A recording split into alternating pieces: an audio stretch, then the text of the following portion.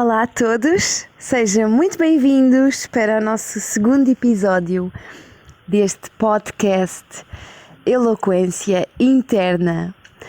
Bom, antes de começarmos o tema de hoje, gostava mesmo de agradecer muito por todos os vossos comentários e pelas palavras incríveis que vocês deixaram no episódio 1. É mesmo muito importante saber que é uma ideia, um projeto que é do vosso agrado, porque, enfim, é feito para vocês e só faz mesmo sentido se for útil para alguém e se vocês acharem bem. Por isso, quero-vos agradecer muito por isso, fiquei mesmo muito contente com os vossos comentários, tão queridos, a darem imenso suporte a este projeto. E é muito importante, cada vez mais, até porque o YouTube está muito mauzinho para criadores de conteúdo, não entrega o vídeo, nem recomenda, portanto é crucial que da vossa parte haja este envolvimento e estes comentários e os likes são muito importantes e é a maneira que vocês desse lado podem de facto dar apoio às pessoas que vocês gostam de assistir aqui no YouTube. Devo confessar que hoje estou aqui a fazer uma pequena experiência. Como vocês sabem, se me seguem pelo Instagram, aqui onde eu moro é um sítio no meio da natureza e então durante o dia ouve-se imensos animais, como os passarinhos, lagartos, porque os lagartos aqui são muito grandes, portanto fazem um barulho muito característico e durante a noite, que é agora o caso, são agora 8h20, engraçado, 20h20 da noite, e também há aqui um barulho muito característico dos animais noturnos, nomeadamente os grilos, portanto eu não sei se desse lado vocês vão conseguir ouvir, mas como é um barulho super tranquilizador, eu optei por gravar aqui, não sei se vai ficar bom, ou se ouve as motas ao fundo, espero que não, mas enfim, depois também espero que vocês deixem o feedback acerca do som gravado cá fora. Bom, vamos então falar acerca deste tema que quem me sugeriu foi a Tatanita. A Tatanita é uma amiga já muito antiga, nós conhecemos exatamente através desta plataforma que é o YouTube, porque começámos a gravar vídeos mais ou menos na mesma altura, há muitos anos, e então temos uma amizade desde então, e ela sugeriu este tema do sagrado feminino, e eu achei que era um tema, aliás, senti que era um tema que devia de facto vir falar convosco, porque é um tema que eu estudo constantemente, mas ainda assim achei oportuno vir partilhar convosco o bocadinho que eu sei. Pode não ser muito, mas espero que possa ser uma alavanca para algumas de vocês desse lado poderem, se calhar, começar uma pesquisa acerca destes temas, porque, na minha opinião, é muito importante que toda a gente, homens e mulheres, estejam de facto atentos e que tenham uma sensibilidade no que se prende a esta parte do sagrado feminino.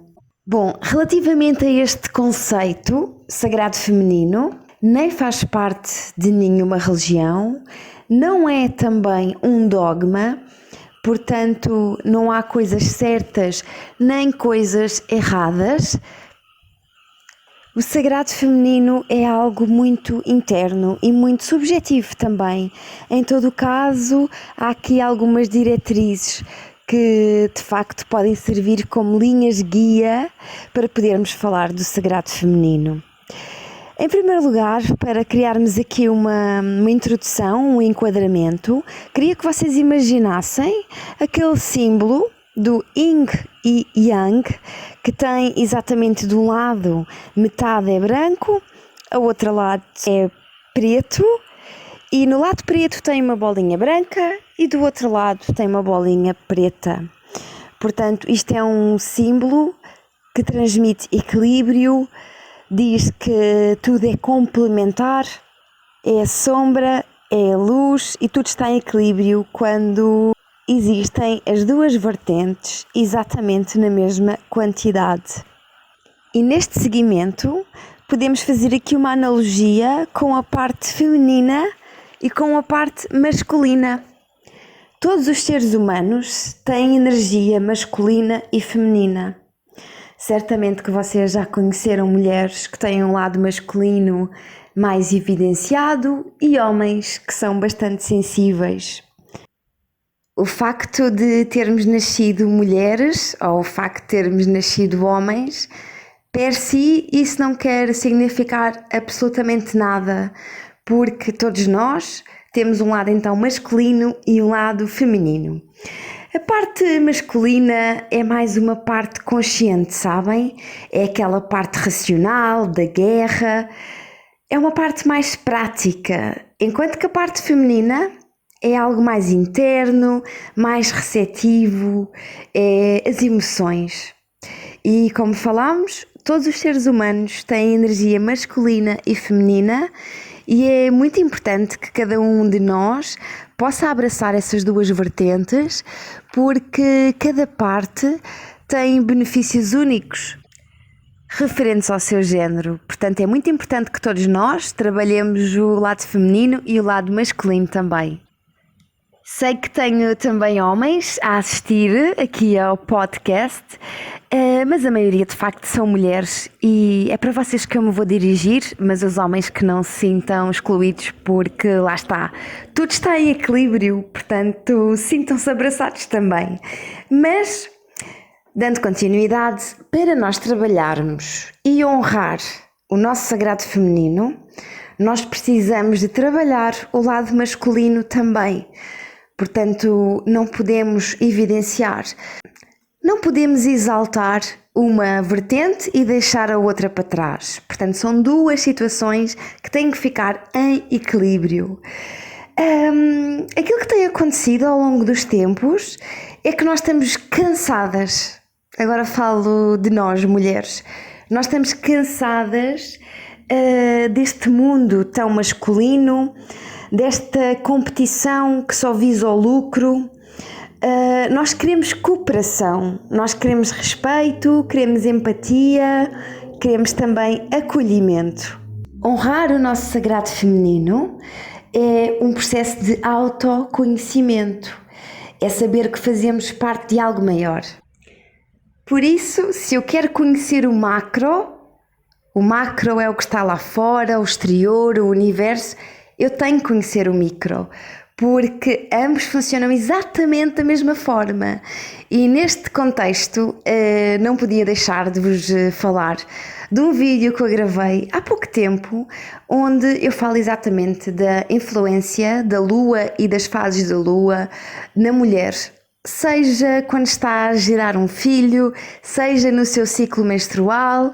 Portanto, eu vou deixar aqui também na caixa de descrição para que vocês depois no final possam então ver esse vídeo, caso seja interessante para vocês. Mas aquilo que está no micro está no macro. Por exemplo, a nossa menstruação é um ciclo de 28 dias, tal e qual como é o da Lua. Por exemplo, a fase da Lua Nova, que é aquela fase em que nós não vemos a Lua, é a fase referente à altura em que nós estamos na nossa menstruação. É a lua escura, é uma fase para contemplar, para analisar e para semear aquilo que nós queremos que cresça na fase crescente. A fase crescente, por exemplo, simboliza a primavera, onde tudo flui, é a fase da pré-ovulação. Nesta altura as mulheres têm um pensamento mais analista e temos normalmente uma grande vontade de começar algo novo. Depois, na lua cheia, temos então o nosso período fértil, que é a mulher magnética, sabem? É o verão, é a energia no seu máximo, no seu zénite.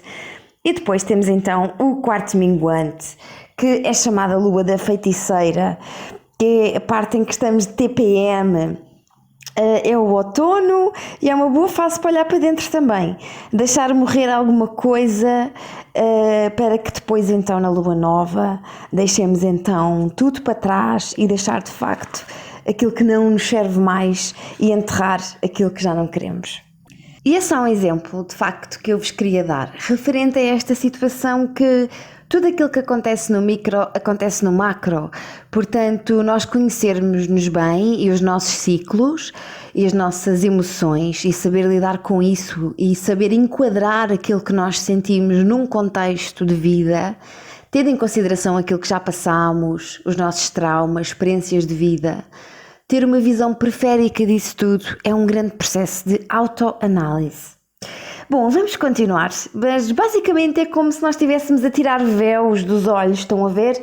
Vamos descascando a cebola que tem várias camadas. Mas bom, relativamente ao sagrado feminino, é um culto à grande deusa.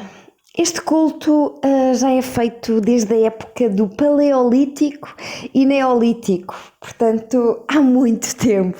E nesta altura, e certamente que vocês já viram esta imagem, e eu por acaso tenho uma na minha casa em Portugal, tenho uma estatueta que é uma mulher que tem umas grandes ancas, ou seja, isso simboliza de facto a deusa, a Mãe Natureza.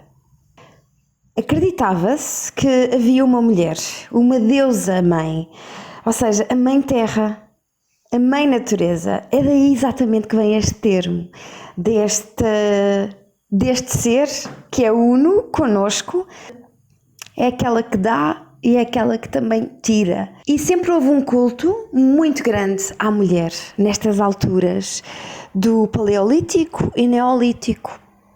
Mais tarde, depois, com religiões que descenderam, nomeadamente de Jesus Cristo, e eu aqui queria fazer um parêntese, eu sou super admiradora de Jesus Cristo, foi um grande homem sem dúvida alguma, e a sua palavra sempre foi passada com muita amorosidade, e eu acho que deve ter sido um homem muito inspirador, mas ele nunca falou em religião, não é verdade? Portanto, aquilo que eu estou-me a referir não é Jesus Cristo propriamente, mas sim às religiões que vieram exatamente desta inspiração que foi Jesus Cristo.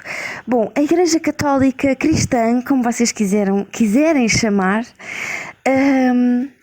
colocou a mulher num papel bastante ingrato. Maria Madalena é vista como uma mortal e como uma prostituta e não como uma deusa. E desde essa altura nós temos escondido o feminino. Então, com a Inquisição é um bom exemplo. Nessa altura bastava haver uma mulher sábia que usava as ervas para se curar a ela e aos outros, que ela pura e simplesmente era queimada viva numa fogueira. Portanto, a mulher foi completamente ostracizada e oprimida também. Nessa altura também começou a ficar bastante emergente a imagem de um pai controlador, portanto, e nasceu todo um sistema muito patriarcal. Bom, relativamente aqui ao sagrado feminino, não é de facto necessário acreditar em alguma coisa superior. O sagrado feminino é encarar-te a ti própria como algo divino. E tratar-te a ti própria como tratarias uma deusa, por exemplo. E é super subjetivo. E o culto ao sagrado feminino é algo muito íntimo e algo muito subjetivo. Bom, nesta altura em que de facto a mulher começou a ficar muito oprimida, a sua sexualidade foi completamente abafada e reprimida. É mal visto uma mulher falar de sexo ou dizer que tem prazer, a menstruação é tabu, o ordenado da mulher é menor e, por outro lado, as mulheres vivem aqui num padrão de beleza, um padrão social bastante agressivo e há uma demanda social muito forte e que tem oprimido completamente as mulheres. Claro que hoje em dia estamos muito melhor, com certeza que a minha avó e a minha bisavó tiveram muitas dificuldades e nunca expectaram se calhar viver como hoje em dia nós mulheres vivemos, era de facto mais complicado, mas desde esta altura dos nossos primórdios enquanto civilização, sempre houve um grande culto à mulher. E é engraçado porque existem imensas igrejas dessa altura que nem sequer são chamadas de igreja, devem ter outro nome com certeza, mas que havia um grande culto à mulher. E eu vou-vos dar o exemplo de uma delas, ali na zona de Sintra, ao pé da zona de São Pedro de Sintra, existe uma zona muito bonita que se chama Santa Eufémia. E é um monte. Tem uma vista muito bonita por Sintra e por quase toda a linha de Sintra. Mas nesse monte de Santa Eufémia existe lá uma igreja cristã muito antiga. No entanto, antes de ser uma igreja cristã, era um local de culto à deusa mãe. Tanto que existem algumas situações em que dá para perceber esse culto. Há uma santa que é muito engraçado a sua representação, porque a sua representação não é de uma santa frágil, de uma santa muito vestida, sabem? É de uma mulher forte. Ela está grávida. Essa igreja por acaso está fechada. Eu tive a sorte de a conhecer porque tive uma amiga que viveu mesmo ao lado dessa igreja e ela tinha as chaves, mas está fechada ao público. Mas essa santa era muito interessante porque ela estava grávida e uma mão estava a segurar a barriga, portanto estava a proteger a sua cria, e com a outra mão estava com uma pedra na mão. Ou seja, é uma mulher que se defende, sabem? Não é uma mulher submissa, não é uma mulher que precisa de um homem para cuidar dela. Evidentemente que o lado masculino é fantástico, haver um equilíbrio, mas um lado masculino saudável é a força, mas também é aquele que protege. E entretanto essa igreja, e agora lembrei-me também, havia também uma zona nesse espaço que era um culto à deusa mãe, que era para colocar água, não sabem porquê, isso não vos sei explicar, mas esse recipiente feito em mármore era a forma de uma barriga de uma grávida, sabem? Ou seja, isto tudo para vos dizer que todo este espaço de culto à mulher via-se feminino em tudo o que era parte, sabem? E então havia vários espaços assim por todo o lado. Mas a igreja chegou a estes locais e implementou a sua maneira de ver o amor e deu espaço às igrejas como nós conhecemos hoje em dia. Bom, outra coisa que eu também gostava de referir é acerca dos partos. Hoje em dia, a forma como a mulher vai parir nos hospitais, eu acho incrível que de facto as mulheres e os seus bebés não tenham uma taxa de mortalidade tão grande como se calhar tinham há uns anos, mas acho que a maneira como as coisas estão a ser feitas está a fazer com que a mulher e nós, seres humanos, como animais, fiquemos cada vez mais longe de nós próprios, sabem? Porque, enfim, uma mulher sabe o que tem que fazer quando vai parir. Claro que é ótimo ter profissionais da área que possam auxiliar e que possam ajudar e evitar problemas, claro que sim. Mas hoje em dia as coisas como estão feitas, a mulher fica numa posição passiva, frágil, sem qualquer intervenção, sabem? E acho que isso também nos afasta muito de quem nós somos e de toda a magia que é ter um filho. Enfim, eu não sou mãe, mas consigo ter esta sensibilidade e consigo perceber que de facto a altura em que uma mulher vai parir é uma altura de veras especial. E só me lembro das índias a parir no meio da mata de cócoras, sabem? Não estou a dizer para parirmos assim hoje em dia. Claro que não, a não ser que faça sentido, não é? Mas é de cócoras que uma mulher pare, não deitada. Lá está, acho que deve haver aqui um envolvimento da nossa parte mais natural com a medicina, claro que sim, mas não deixar a mulher ficar ali passiva, deitada, drogada. Acho que deviam abraçar estas situações para que os partos também pudessem ser um bocadinho mais humanizados. Então, este movimento do sagrado feminino é mais ou menos um empoderamento. É resgatar esta parte feminina que tem vindo a ser abafada, recalcada, reprimida estes anos todos. E esta altura da Inquisição é bastante ilustrativa, não é? A mulher sábia, a mulher dona de si própria, era bruxa e as bruxas eram queimadas na fogueira. E então temos estado desde essa altura basicamente a reprimir o nosso lado feminino. E temos estado a viver nesta sociedade patriarcal, onde a mulher é mais fraca.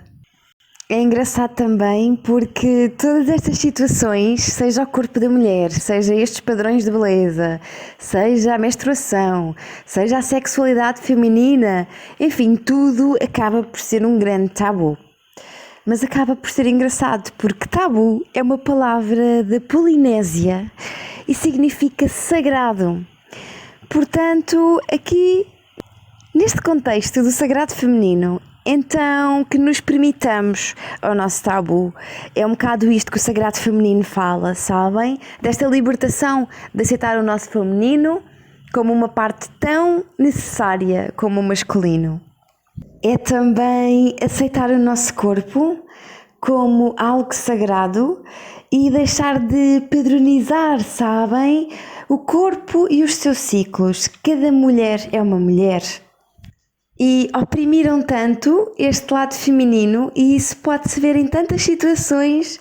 Por exemplo, existe esta ideia que mulheres juntas, muitas mulheres juntas não podem estar a trabalhar porque certamente vai haver conflitos, vai haver confusão. Pois isto de facto foi uma ideia que nos colocaram no nosso cérebro para que nós pudéssemos pensar assim. Mas é engraçado porque a nossa natureza diz exatamente o contrário. Quando muitas mulheres estão juntas, passado um tempo, elas autorregulam-se e todas elas ficam a menstruar na mesma altura, a ovular na mesma altura, de TPM na mesma altura. Portanto, as mulheres autorregulam-se. Portanto, se a nossa natureza nos diz que nós juntas somos potência, que nós juntas temos esta complicidade tão grande. Não sei se estão a ouvir agora aqui um lagarto a fazer um barulho engraçado. Mas a natureza não diz isso. A natureza diz que nós nos complementamos, que a nossa união reforça algo maior, algo que o nosso corpo fala por si. E é uma coisa que nós também deixamos de ouvir, o nosso corpo. O nosso corpo fala sempre antes da nossa cabeça. Nós, quando estamos ao pé de uma pessoa com a qual não nos sentimos bem, é de dar atenção. O sagrado feminino é, ao fim e ao cabo, também fazer as pazes, sabem? Com a natureza e com o feminino que existe em todos nós, sejamos nós mulheres ou homens. Hoje em dia existem também muitos tabus quando a mulher está menstruada e algumas culturas até que as mulheres são completamente afastadas das outras pessoas porque estão impuras, porque não servem para nada. Não é? Não servem, acho incrível fazer isto às mulheres. Bom, no sagrado feminino, que é precisamente resgatar este culto à deusa mãe da nossa ancestralidade, muitas tribos que valorizam tanto o feminino como o masculino, na altura em que as mulheres são menstruadas, elas fazem trabalho juntas, sabem? Ficam unidas porque é uma fase muito especial do nosso ciclo. Todas as 4 fases do nosso ciclo são muito importantes e são muito distintas com as suas características. E aceitar o sagrado feminino é entender isso e é aproveitar cada fase como uma potência. Porque à semelhança da lua, a energia de uma lua cheia não se pode comparar à energia de uma lua nova, por exemplo. E é exatamente isso. É entender que cada fase é especial. E afastar de tudo aquilo que nos tem imposto na nossa cabeça. Achei gritante, eu até partilhei no Insta com vocês um programa de televisão estarem a falar de assuntos femininos, nomeadamente do copo menstrual. E na altura, tanto a apresentadora como as 2 convidadas que estavam nesse programa elas reprovaram, tanto com o seu comportamento verbal como não verbal, totalmente o copo menstrual, ou porque tinham nojo, ou porque o copo não entrava na vagina, enfim. Isto leva-me a crer também que, para além de existir um grande desconhecimento do corpo delas, porque, enfim, a vagina é um órgão muito especial. Para além de ter uma flora muito específica, à semelhança do intestino, ela auto-higieniza-se. Portanto, e é uma zona super especial do nosso corpo e com uma energia, o chakra referente à sexualidade, é uma zona muito, muito importante. E não é sujo, ao contrário daquilo que nos tentam passar e tentam-nos vender produtos altamente eficazes e altamente tóxicos para nós nos lavarmos, por exemplo. Claro que devemos tomar banho, evidentemente que sim. Mas esta sociedade onde estamos inseridos agora, para além de nos afastar completamente da nossa essência, da nossa natureza, ainda nos faz crer que nós somos impuros, que não temos um enquadramento por si só com aquilo que temos e com aquilo que somos. Quero reforçar também que o sagrado feminino, como falámos anteriormente, é algo super subjetivo. É sobretudo aceitar o nosso lado feminino, acolhê-lo e dar-lhe a voz que ele necessita, porque temos estado a viver estes séculos com uma sociedade muito masculina e estamos cansadas desta violência, desta competição. Já não queremos isso, queremos cooperar. Aceitar o nosso lado feminino, queremos integração, cada pessoa é diferente, portanto não faz muito sentido estar a competir, sabem? Não faz mesmo muito sentido estar a competir, porque competir só podem dois seres iguais. Dois seres que são exatamente iguais podem competir.